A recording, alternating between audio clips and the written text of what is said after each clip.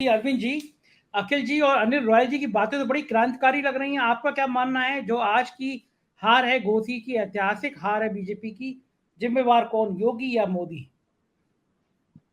Arvind ji mic mic कर लीजिएगा। Arvind ji mic. Sanjay भाई, अभी जब आप लोग बात कर रहे थे तो आपने पढ़ा होगा कि मणिराम एक कंस्टिट्यूंसी है गोरखपुर में। 70s में वहाँ जो है सिटिंग एमएलए भारत का कोई, मतलब सिटिंग चीफ मिनिस्टर हारा था तो गोरखपुर से मणिराम सीट से हारे थे। उनका नाम था त्रिभुवन नारायण सिंह।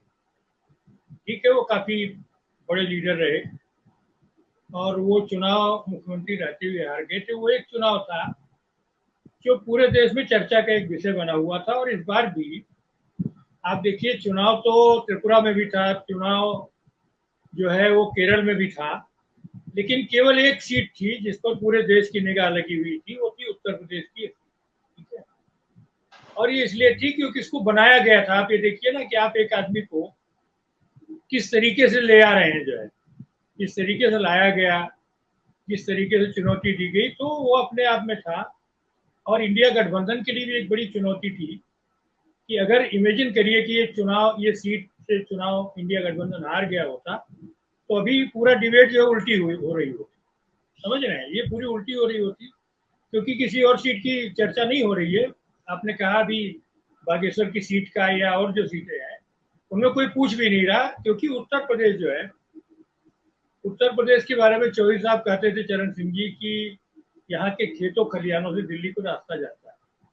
तो ये रास्ता अब भी जा रहा है। और ये घोसी की जो लड़ाई है इसने संकेत दे दिया, क्योंकि ये जो इलाका है ना संजय भाई, ये अगर आप 1857 की क्रांति से लेकर के और भारत छोड़ो आंदोलन तक का देखेंगे तो इन इलाकों में जगह जगह बहुत सारे ऐसे चिन्ह है। बहुत ही क्रांतिकारी इलाका है। और ये जब किसी को सजा देता है तो ऐसी सजा देता है कि उसकी, अब जो है ना, चौहान साहब को तो ये समझ लीजिए कि इनका राजनीतिक पुनर्वास जो है वैसे ही होगा कि कहीं थोड़ा जो है इज्जत बख्श दी जाए तो कहीं किसी हाउस में लेके एमएलसी वगैरह बना के आ जाए, अगर बनाते हैं तो भी नहीं। तो कुल मिलाकर के ये जो हार है संजय भाई, ये किसानों की नाराजगी है जो मैं देख, क्योंकि अभी जितने भी जो चुनाव हुए हैं उनका उत्तर प्रदेश में अभी जितना भी, चाहे आप बुलडोजर चला लीजिए, जो भी कर लीजिए, लेकिन ईस्टर्न पार्ट में आप गए हैं, बहुत सारी चीजों को देखे हैं।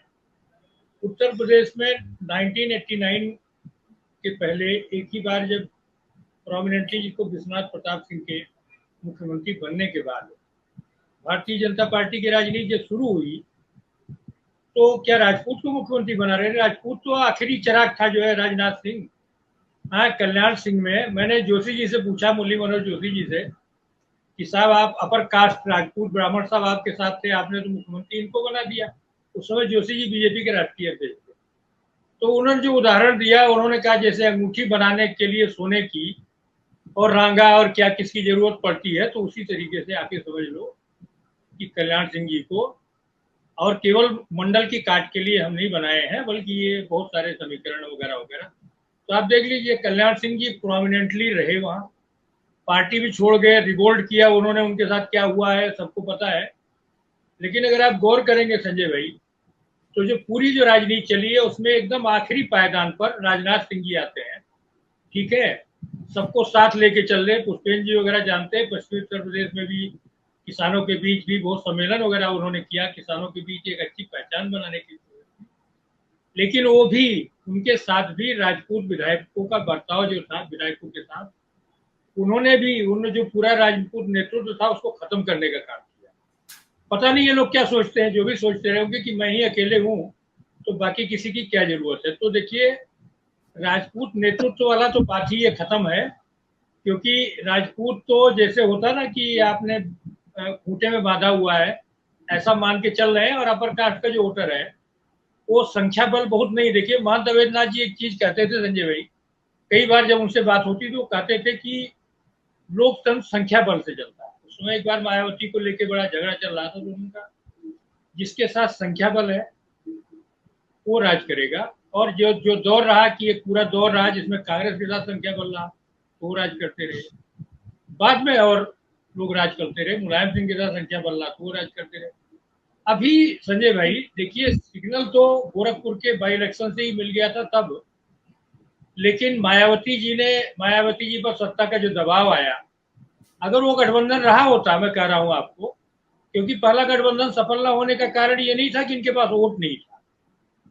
और आपने गौर किया होगा संजय भाई, देखिए एक कांसीराम जी के पास बहुत ही ज्यादा उनको राज्यों के छोटे छोटे समीकरण की जानकारी, उन्होंने ही जो प्रयोग किया था, बीजेपी आज वही प्रयोग कर रही है। छोटे छोटे ऐसे कम्युनिटीज को जिनको पहले मेन स्ट्रीम की पार्टियां कभी राजनीतिक प्रतिनिधित्व नहीं देती थी, जैसे राजभर साहब हैं, जैसे चौहान साहब हैं, जैसे और लोग हैं, इनको राजनीति में आगे लाने का काम भी कांसीराम ने किया था।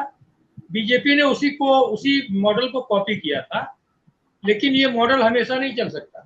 बिल्कुल ठीक बात है। और अभी जो है, मैं बता रहा हूँ कि ये जो लड़ाई है संजय भाई, जो इतने प्रचंड वोटों से जो जीत हुई है, ये देखिए, ये भले इसको आज ये आपने जो तुलनात्मक जो अध्ययन के लिए कहा कि हार किसकी, तो एक्चुअली ये आरएसएस से लेकर के और ये मोदी जी तक की हार सबकी है। कौन नहीं चाह रहा था जो इन्होंने, देखिए संघ के लोग कितना भी गाली दें किसी को, आखिर में भाजपा को वोट दिलाते हैं, कुछ भी कहें, ये लड़ते हैं। तो इसलिए भाई साहब, इसका जो संजय भाई आखिरी एक लाइन कि इसका राष्ट्रीय राजनीति पर असर पड़ेगा, और उत्तर प्रदेश में सबसे ज्यादा जो सांसद की सीटें हैं, हो सकता है जो लोग यहाँ प्रतिनिधित्व कर रहे हैं वो तो एक आध सीट और भी तलाशने लगे, एक आध सीट कहीं और लड़ने के लिए तैयारी करने लगे जो लोग हैं, क्योंकि इसने केवल ये विधानसभा नहीं है संजय भाई, ये लोकसभा के ठीक पहले का एक सिग्नल है, आप देख लीजिए।